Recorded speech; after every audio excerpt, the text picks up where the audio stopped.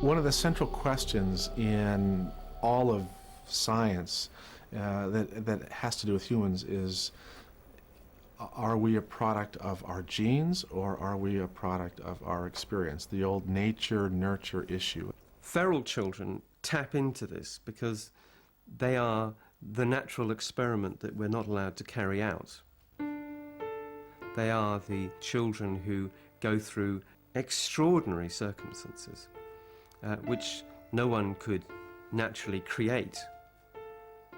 But the fascination, I think, actually originates in these sort of primal ideas about the difference between humans and animals. Part of being a human is being brought up by humans. If you're not brought up by humans, are you completely human? And I think in some of these cases, that's the issue that we're dealing with.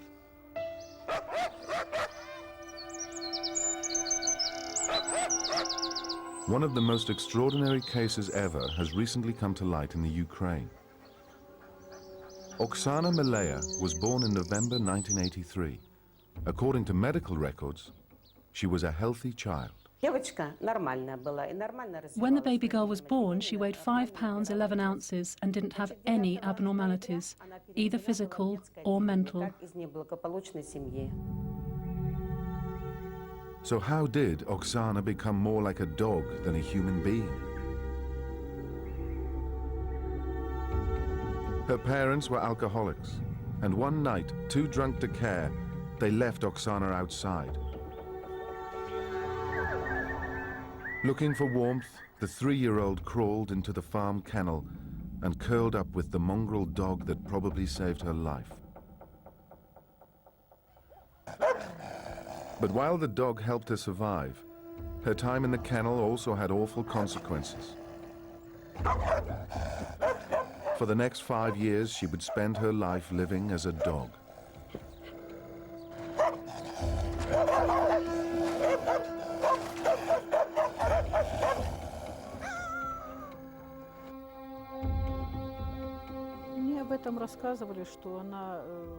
More like a little dog than a human child. First of all, she couldn't speak, or she could hardly speak. And actually the purpose of speaking, well, she didn't think it was necessary to speak at all.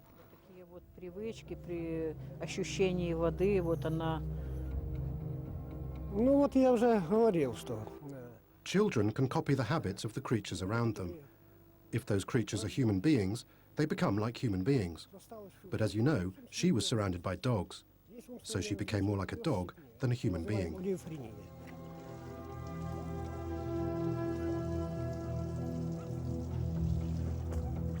She used to show her tongue when she saw water, and she used to eat with her tongue and not her hands. She couldn't understand what a mirror is, and when she was showed a mirror, she didn't even recognize herself. She didn't even look at it. But surely the story of Oksana is a one-off, the product of alcoholic parents in a poor and depressed part of the world. Incredibly, it would seem not. American psychologist Harry Harlow continued where Kellogg had left off. Harlow's work was really seminal in this entire field because he showed the crucial importance of the caregiving relationship between a mother and an infant, and how the physical stimulation, literally the physical contact with the caregiver, has profound impact on healthy development. At birth, Harlow took baby monkeys from their mothers. They were then given the choice between a cold wire monkey with milk or a soft, warm monkey without. Amazingly, they chose the more comforting figure every time. And socially, the effects were devastating. Raised in isolation, without any love or encouragement, these young monkeys were scared and confused. Harlow couldn't explain it, but something about this early isolation had damaged them for life. But these were monkeys. Would the same be true for a human child? It would be another 20 years before scientists had a chance to find out. And when they did, it would be in the busiest, most urban setting imaginable. Officials in the Los Angeles suburb of Arcadia have City of a 13-year-old girl, and they say was kept in such isolation by her parents that she never even learned to talk. The girl still wore diapers and was uttering infantile noises when a social worker discovered the case 2 weeks ago. But the authorities are hoping she still may have a normal learning capacity. Among the first to see the child was Temple City Detective Sergeant Frank Linley.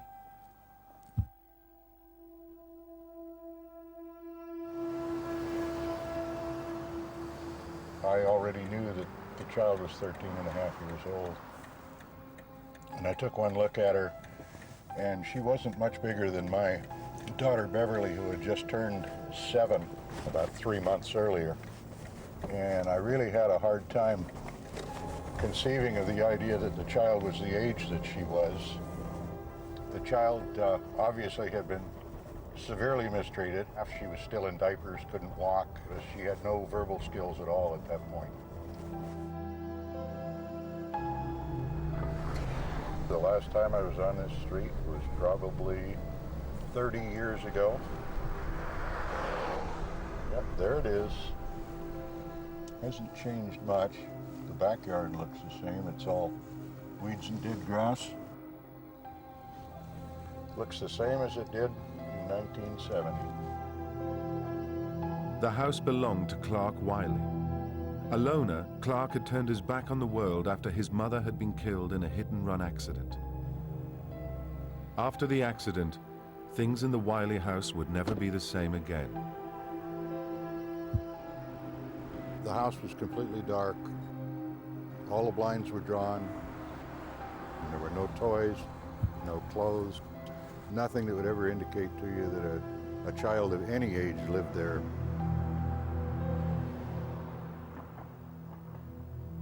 The child's bedroom was back in this corner.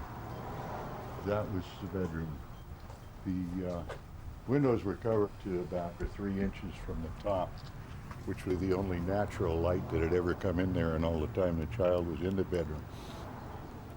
The entire furnishings of the bedroom consisted of a cage with a pull-down chicken wire lid and some type of piece of wire securing it when they closed it down. There was a potty chair with some kind of homemade strapping device. For 13 years, Jeannie had lived like this, her nights spent locked in bed, her days spent strapped to a potty chair.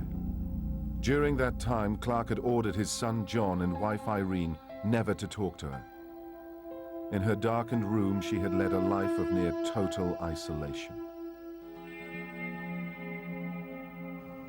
Even close neighbors were completely unaware of her presence.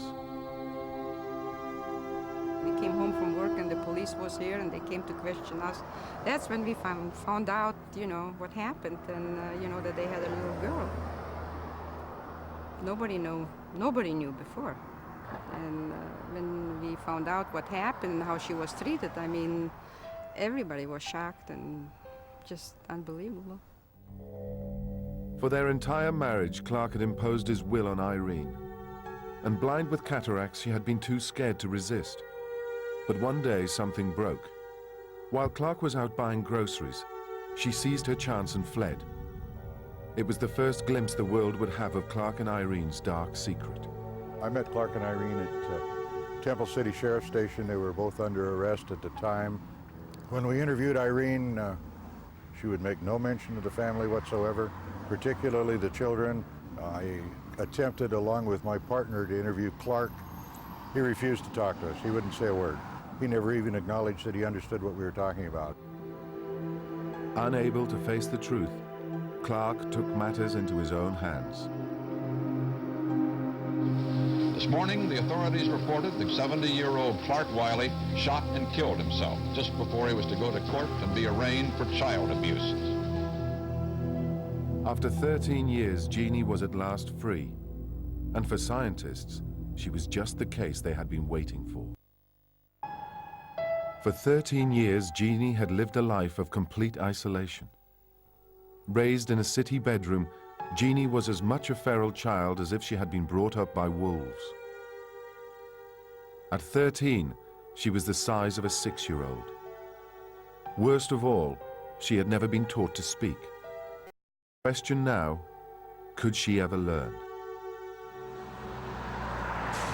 Genie's case was so scientifically important that the government funded a team of scientists to help answer the many questions she posed. Two of the scientists who would become especially important to Genie were child psychologist James Kent and linguist Susan Curtis. Neither had ever encountered a case as extreme as Genie's.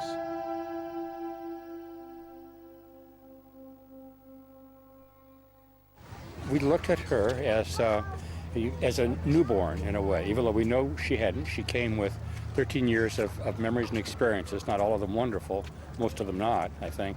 And so we thought we needed to start to expose her to what the world was going to be like for her outside the hospital bed.